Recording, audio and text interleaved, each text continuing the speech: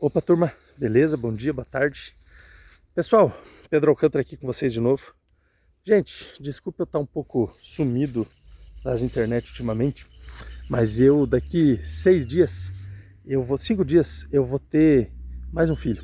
Eu vou ser pai de novo, então tá numa correria, a gente tá numa correria com o nosso dia a dia, com a vida, hospital, coisa de saúde, exame, e aí eu já tenho os outros filhos, já tenho a vida normal, né, do nosso dia a dia, então tá uma correria danada, então por isso que eu tô meio sumido daí.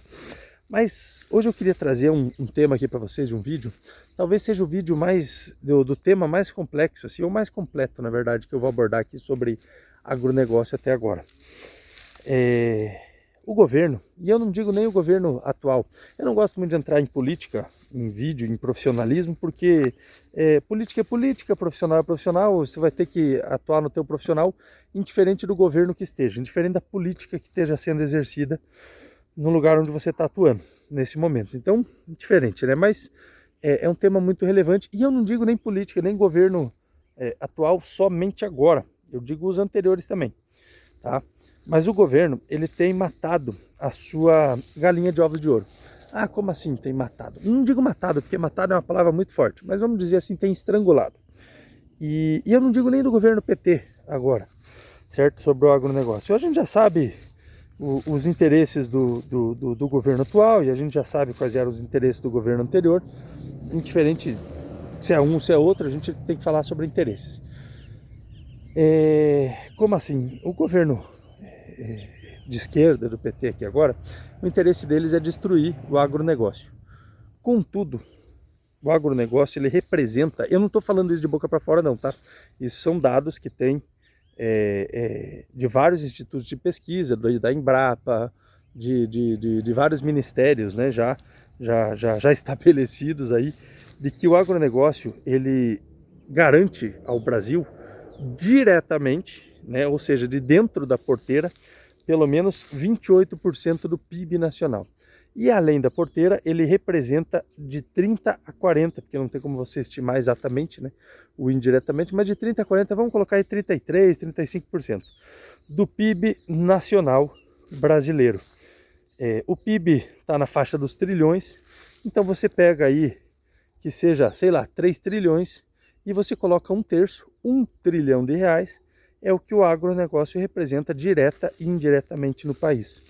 E o governo atual, ele tenta a todo custo barrar várias formas e várias atitudes do agronegócio. E eu não digo agronegócio da grande empresa, eu digo agronegócio do produtor rural, do produtor familiar, daquela família que trabalha com gado leiteiro, daquela família que trabalha com pequenas áreas de terra aí para poder tirar sua subsistência. O grande produtor rural, o governo não tem como barrar ele, porque ele tem lobby, ele faz compliance já há muitos anos, ele já tem venda de produto certo para exportação, praticamente ele só tem a questão tributária no Brasil, mas a sua safra, toda a sua produção já está vendida, já tem comprador certo. Eu digo sobre o pequeno produtor. E eu não digo isso só sobre o governo atual. O governo anterior, né, do ex-presidente do Bolsonaro, ele foi, ele tentou ajudar um pouco, ele tentou dar uma amenizada nessa situação, mas ele não teve tempo hábil para isso, né? Ele até estava começando a atuar mais no agronegócio e tal, mas não teve tempo hábil. Agora, quando você tem um trabalho que te gera renda de 1/3 para dentro da tua casa, vamos supor que o teu gasto seja de 15 mil com a tua família, você e a tua esposa trabalham, você e teu marido, que seja, e o teu custo lá na tua casa é de 15 mil reais. Você tem uma renda, você tem um trabalho que te gera ali 5, 10 mil reais por mês, e essa renda serve para pagar 1/3 ou 2/3 dos teus custos familiares. E você tem um bico, você tem um outro trabalho que é de bico, que você faz entrega à noite, você vende bolo, você faz doce, enfim. Você tem um outro trabalho aí que você trabalha final de semana, de garçom numa pizzaria, enfim, que seja. E esse trabalho te gera uma renda passiva para você pagar os teus custos, né? Porque hoje em dia muita gente faz isso, a gente sabe, infelizmente, todo mundo atua nessa forma. Quem tem custo, quem tem família para bancar faz isso.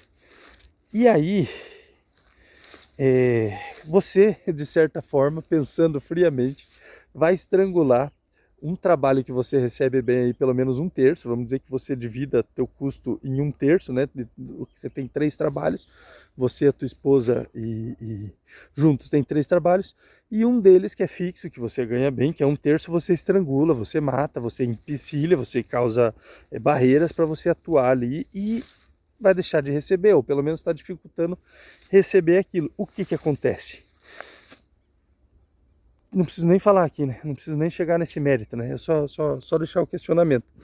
Mas, já respondendo para aqueles que não sabem muito, acontece que você vai perder dinheiro, não vai conseguir pagar os seus custos e vai quebrar. Vai ficar falido, vai ficar devendo, né? Então é basicamente isso que acontece. Quando você tem um setor único da economia, um setor único exclusivo, que te gera aí 1/3, 1/4, 1/3 de toda a tua economia nacional, de todo o teu PIB, Produto Interno Bruto, você tem que fomentar e você tem que criar política pública para regularizar e para facilitar aqueles serviços. Você não pode restringir, você não pode criar barreiras, você não pode dificultar a vida de quem trabalha, de quem atua naquele setor, porque o pessoal vai desistir, o pessoal vai... É muito mais fácil hoje você ficar sentado recebendo Bolsa Família, muito mais fácil do que você produzir. Você pega uma área dessa aqui que está de capão, isso aqui é uma área de charco, é uma área alagada, uma área de banhado. Inclusive a vegetação que cresce aqui é vegetação de água. Isso aqui, se a pessoa quiser produzir, isso aqui, se a pessoa quiser plantar, ela tem que fazer valeta, tem que valetear tudo isso aqui. Isso aqui dá cerca aí de uns, acho que dá 10 hectares esse pedaço de terra aqui. A pessoa tem que fazer valeta, tem que valetear a cada 250, a cada 500 metros, enfim. Daí depois é feito um estudo aqui de como que ela vai valetear e como que ela vai fazer a drenagem desse solo aqui. Ocorre que a legislação ambiental não deixa. A legislação ambiental fala que não pode, que não tem condições e que a pessoa vai ter que se virar e plantar aqui. Tá bom, tudo bem. Então a gente não pode ir contra o ambiental porque o ambiental derruba a pessoa, né? O ambiental, ele pune, vamos dizer assim, no passado, no presente e no futuro, né?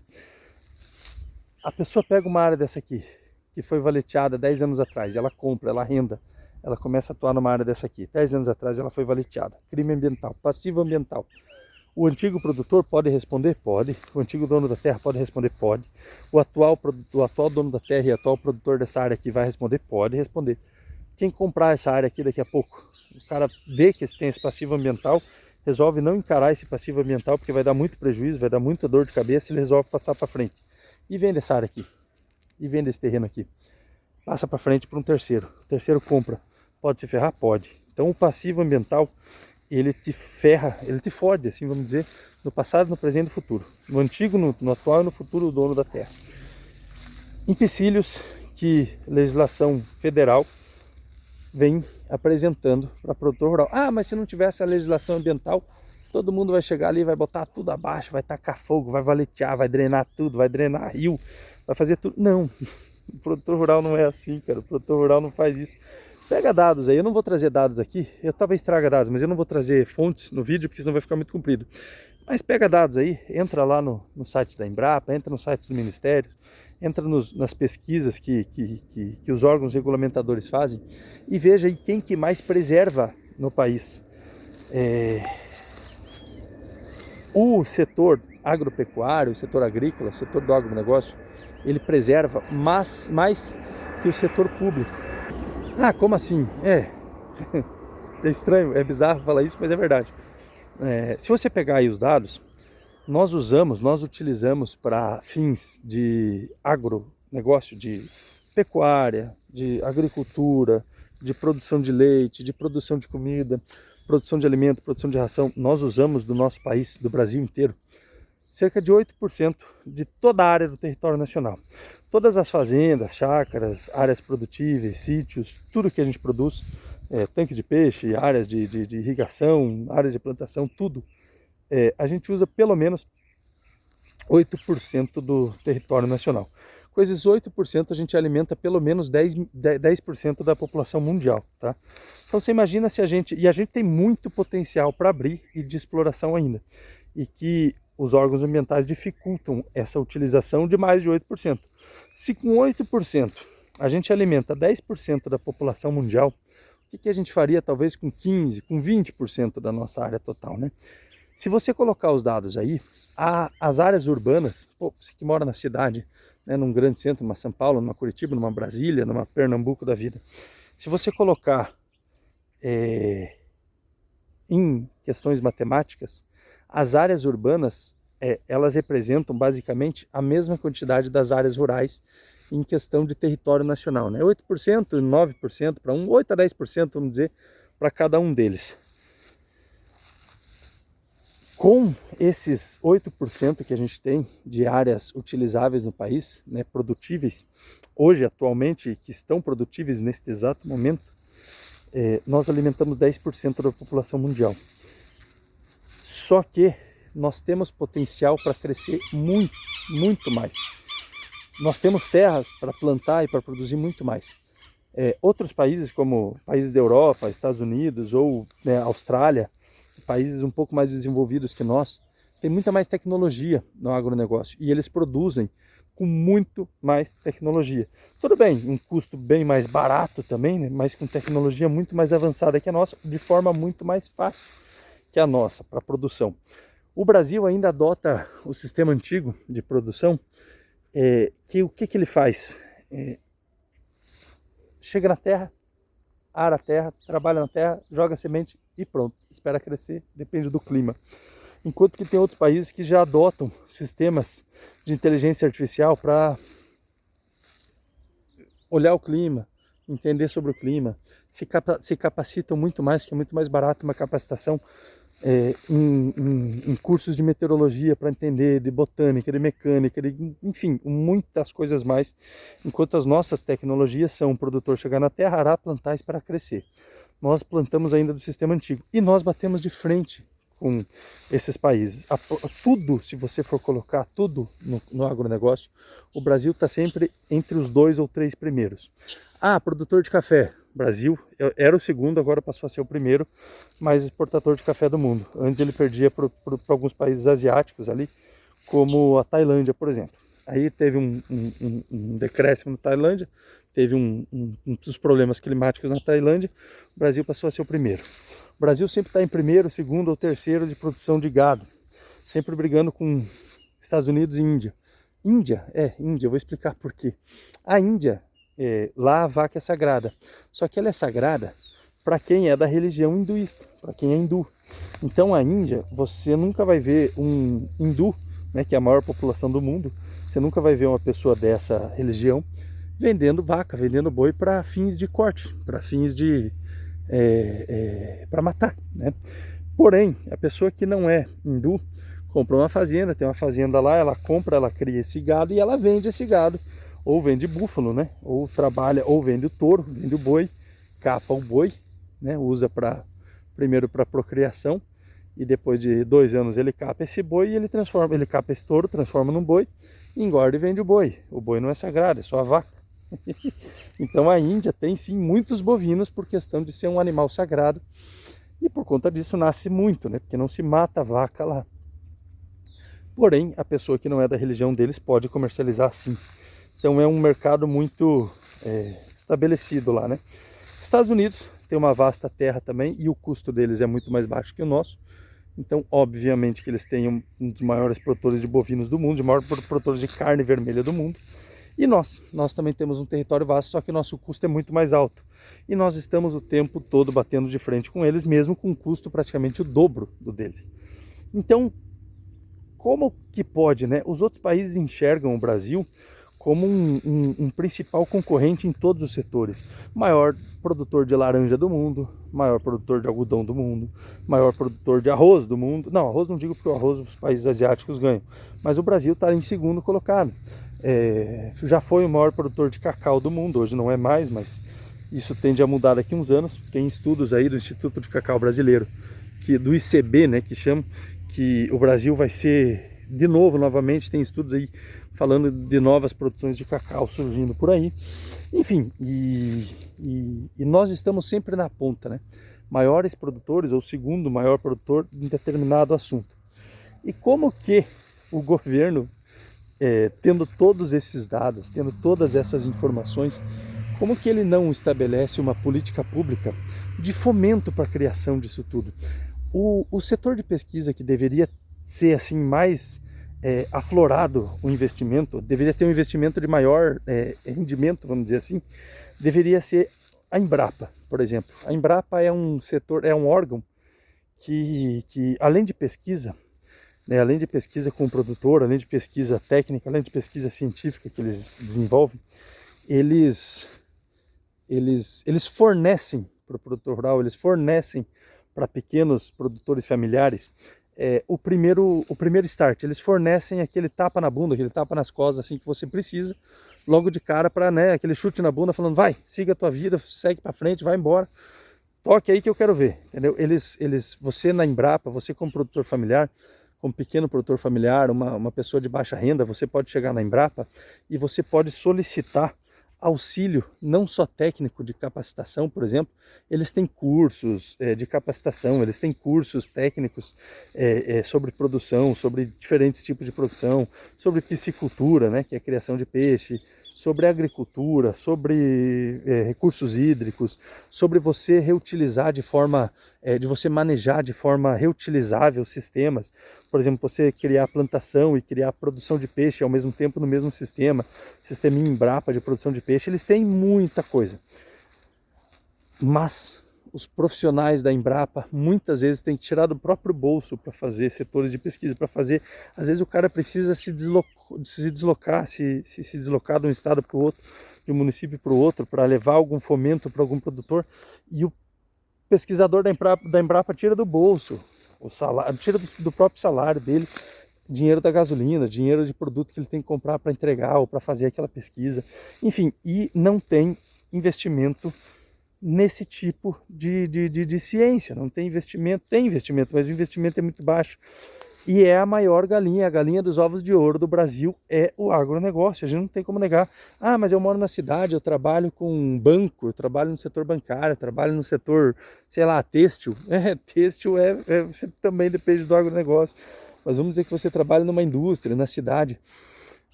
Cara, você faz parte aí de pelo menos, você não faz parte da metade da população, apesar de você ver ao seu redor muita gente trabalhando na cidade, num grande centro, você não faz parte da metade da população. Sequer, né, você faz parte de 1/3 dessa população. O agronegócio representa 1/3 no todo, né, indiretamente. Indiretamente eu digo assim, com a indústria do agronegócio, com caminhões, né, com indústria de caminhão, de motorização de caminhão, com oficinas de caminhão, com a logística, com pessoas que trabalham no setor de rodovias, né? No setor de melhoramento de rodovias, enfim, né? Todos esses setores indiretamente ao agronegócio, que o agronegócio depende, que o agronegócio precisa, representa 1/3 da produção nacional, do PIB nacional. E com isso, deveria ser um setor mais fomentado, deveria ser um setor mais estabelecido, mais trabalhado e menos mordido, vamos dizer assim, né? Mordido eu digo por quê? Se você trouxer questões ambientais internacionais, o Brasil, ele é o país que mais produz de forma, assim, vamos dizer, regularizada ambientalmente. Cada produtor rural no nosso país tem a sua área de APP e a sua reserva legal e a sua área preservada lá, né? Uma área preservada, por exemplo, que nem charco, isso aqui é uma área preservada, é uma área de preservação, uma área de APP.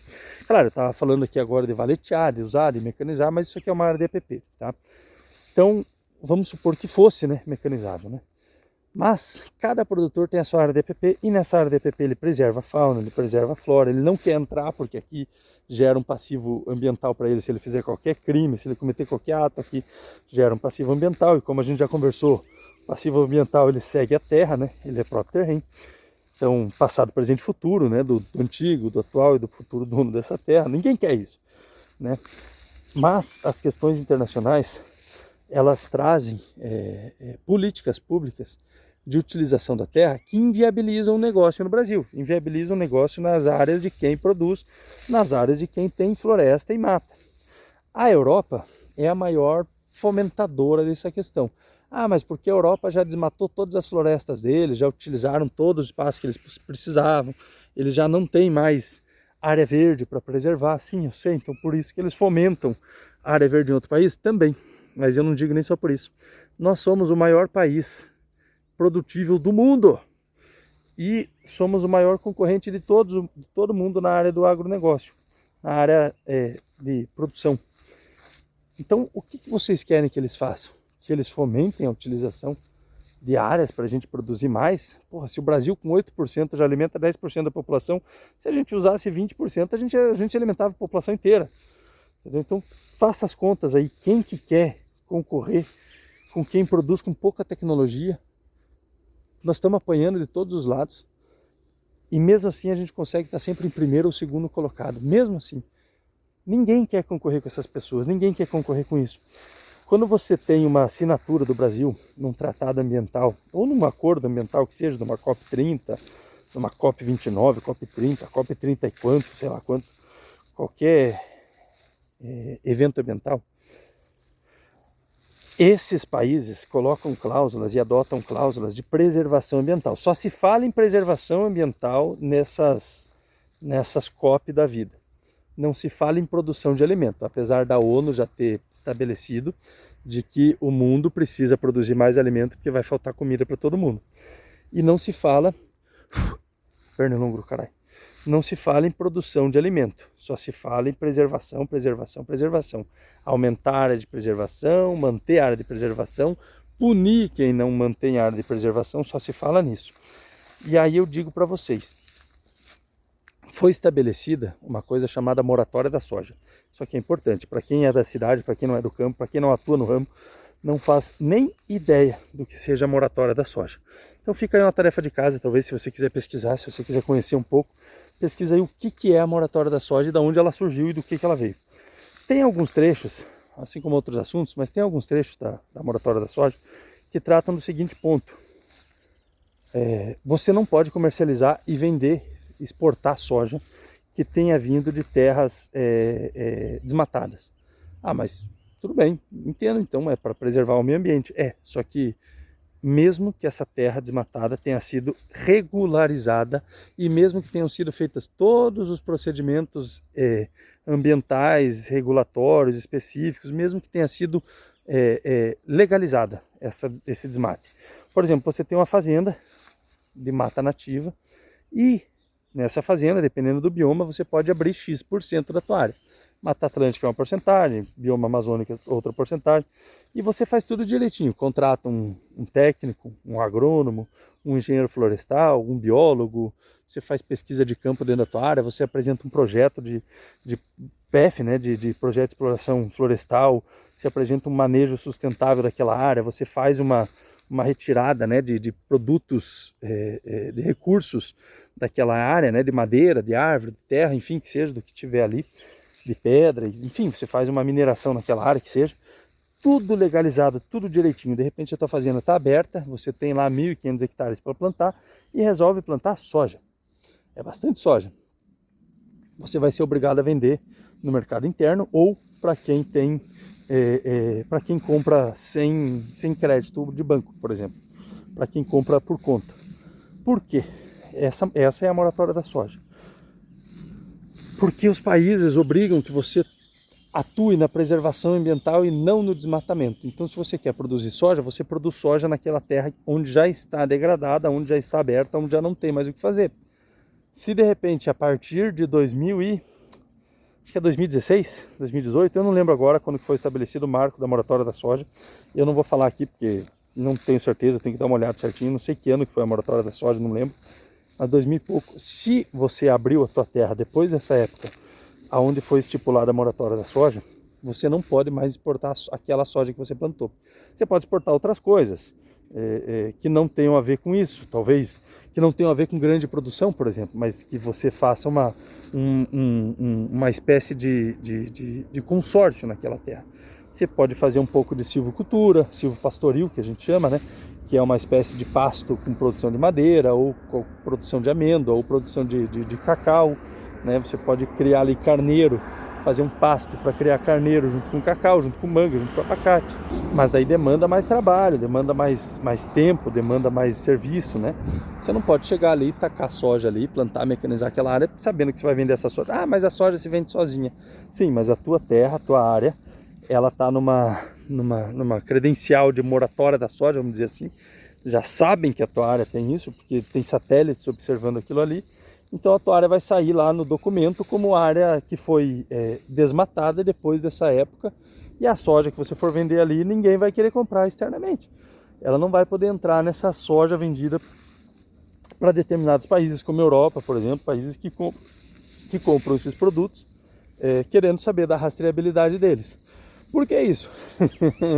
Como eu já falei aqui, a Europa não quer concorrência de países grandes como o Brasil, que conseguem produzir a quantidade que produz em pouco espaço e com todos esses empecilhos. E mesmo com essa moratória da soja, mesmo utilizando só 8% do território nacional, mesmo com o governo batendo no agronegócio, mesmo com todas as questões ambientais, o Brasil consegue estar em primeiro ou segundo colocado em todas as produções agrícolas.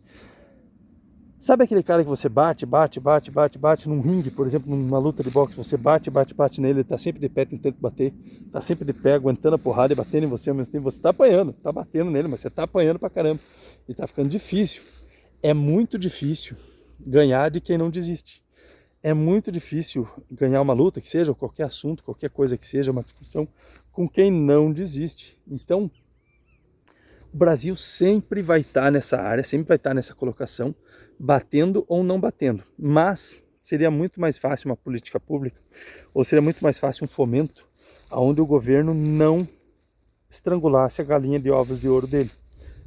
Se o Brasil criasse política pública, enxergasse que o agronegócio é um dos maiores pilares que ele tem, se tivesse fomento, o agronegócio representaria 50% do PIB e o PIB aumentaria muito mais do que é hoje. Nós teríamos muito mais dinheiro, nós teríamos mais renda, nós teríamos mais dinheiro para fornecer gás, para fazer Bolsa Família, teríamos mais dinheiro para fazer escola, teríamos mais dinheiro para fazer hospital, teríamos mais dinheiro para construir praças e áreas ambientais que seja, teríamos mais dinheiro para fazer casa para gente que precisa, teríamos mais dinheiro para tudo, mas não, o governo quer bater na galinha de ovos de ouro, quer tirar o dinheiro da galinha de ovos de ouro para fornecer para quem não trabalha.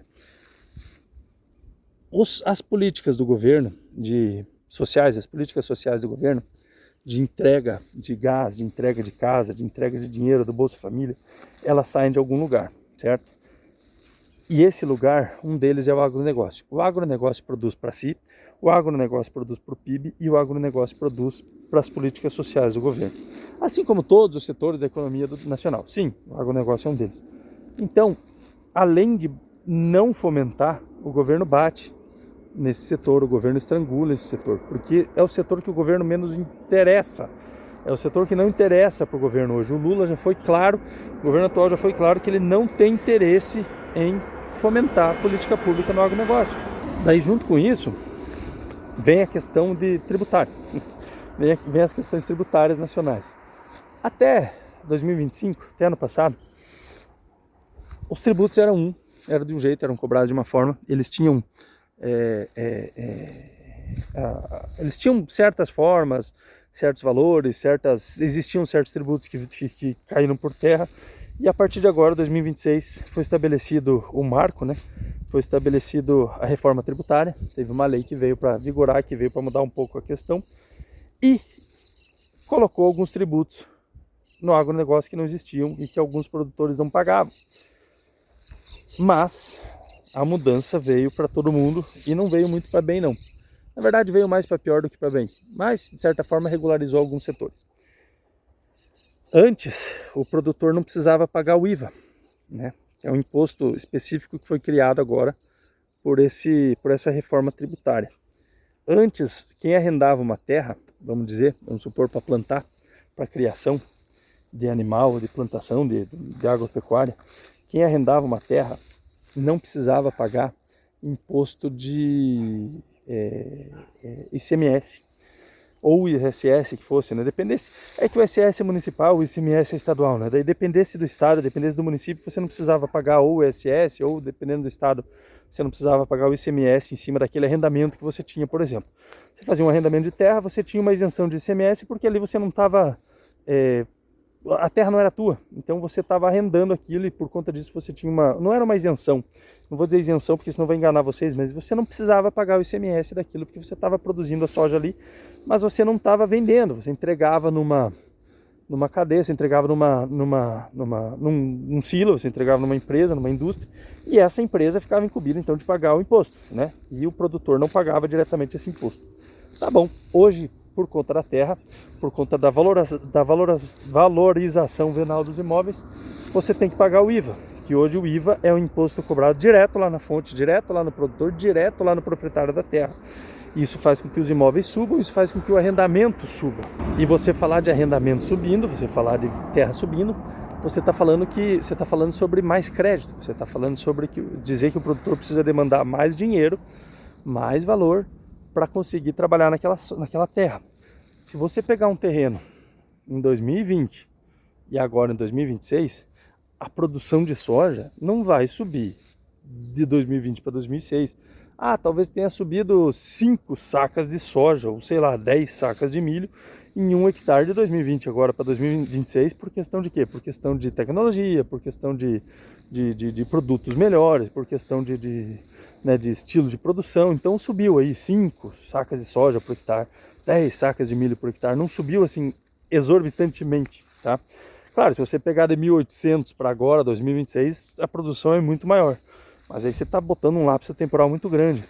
Agora, se você pegar de 2020, onde o produtor tinha X custos com o arrendamento dessa terra, e pegar agora em 2026, que esses custos dobraram, ele não dobrou a produtividade do mesmo hectare, ele não dobrou a produção que ele tinha daquele terreno que ele tem ali antes. Então, você está demandando muito custo para o produtor rural e para o dono da terra, de uma forma muito grande, onde ele não vai conseguir pagar. Você está demandando mais crédito desnecessariamente, enquanto ele não vai conseguir ele não vai conseguir repor esse crédito. A produção dele de 3 anos atrás é a mesma de agora, e se der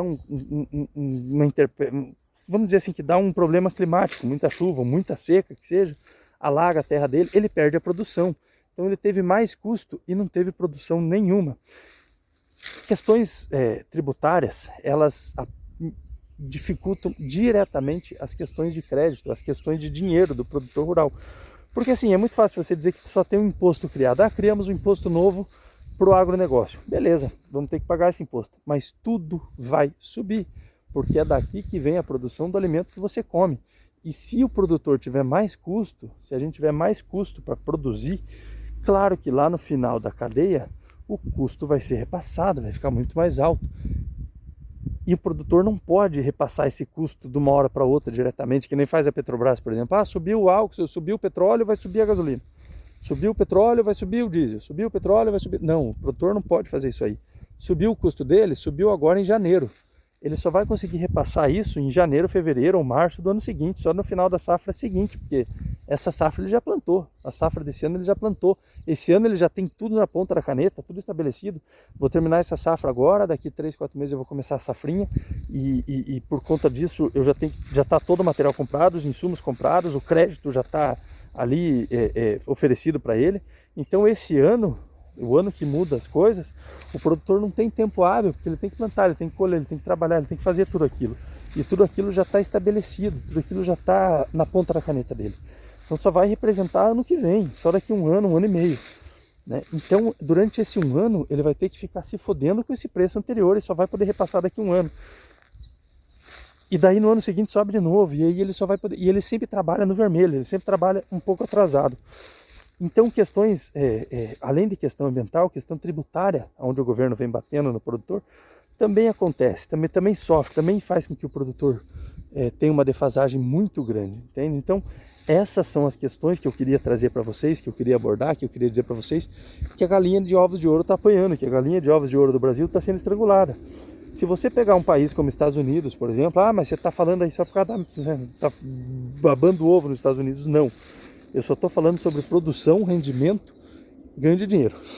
Eu só estou falando sobre possibilidade de você construir escola com o dinheiro que você ganha, possibilidade de você construir hospital, possibilidade de você fazer uma política social com o dinheiro que você recebe. Só isso, mais nada.